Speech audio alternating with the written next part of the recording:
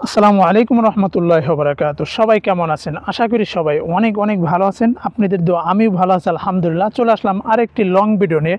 প্রিয় বোন এবং ভাই, অনেকে আমাকে প্রশ্ন করেন, তারিক ভাই, আমরা যদি নানান ধরনের অ্যাপ থেকে মিউজিক কেটে কেটে আমরা খণ্ড করে ক্যাপকাট দিয়ে এডিটিং করি, তারপরে আমার ভিডিওতে ভিতরে যদি একটা মিউজিক বসাই, তাহলে কি কপিরাইট আসবে কিনা? দেখুন প্রিয় বোন এবং ভাই, ফেসবুক আপনি যখন কোনো সেটআপ পান নাই, মনিটাইজেশনের কোনো সেটআপ পান নাই, তখন ফেসবুক কিন্তু এটা যাচাই করবে আপনি যে মিউজিক ব্যবহার করেন। একটা সময় কপিরাইট আসতে পারে, কিন্তু 99% আপনার কপিরাইট কখন আসবে না আমি বলি।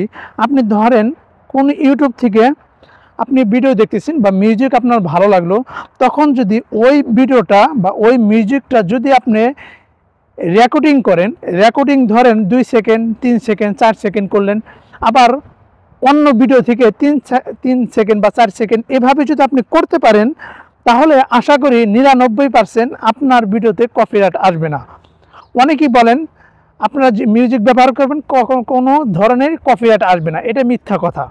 আপনি যখন ডাইরেক্ট কোনো অ্যাপ থেকে, ডাইরেক্ট ইউটিউব থেকে একটা ভিডিও আপনি নামাবেন, আপনি মিউজিক ডাউনলোড করবেন, সেই ভিডিওর ভিতরে আপনার ভিডিওর ভিতরে যদি সেই ভিডিওটা মানে সেই মিউজিকটা যদি আপনি অ্যাড করেন, এটা 100% আপনার কপিরাইট আসবে।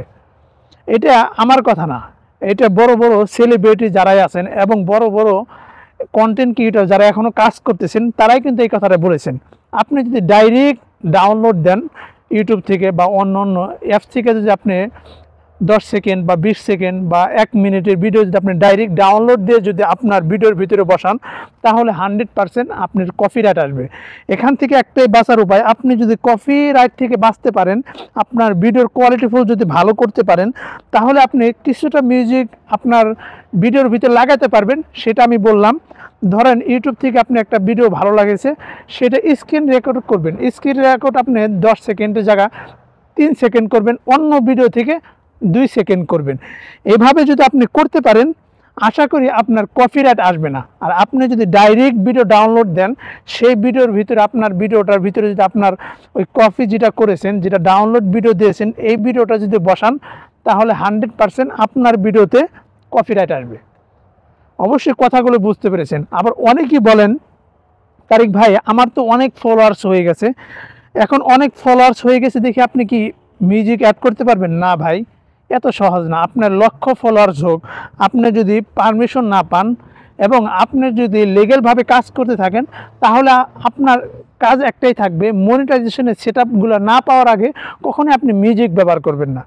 আপনি ধরেন মিউজিক ব্যবহার করলেন, একটা ভিডিওতে মিলিয়ন ভিউ হয়ে গেছে, অনেক ভিউ হয়ে গেছে, সেই ভিডিওটা কিন্তু কপিরাইট আসলো, তখন কিন্তু আপনাকে ডিলিট করতে হবে। এত কষ্ট করে একটা ভিডিও তৈরি করলেন, একটা ভিডিও এডিটিং করলেন, সেই ভিডিও যদি কপিরাইট আসে, তাহলে কিন্তু আপনার খারাপ লাগবে, ডিলিট করতেও কিন্তু ভয় লাগবে। না, এত ভিউ হয়েছে, এত লাইক হয়েছে, এত মানুষ দেখেছে, আমি কিভাবে এই ভিডিওটা ডিলিট করি, তখন কিন্তু ডিলিট করতে মন চাবে না।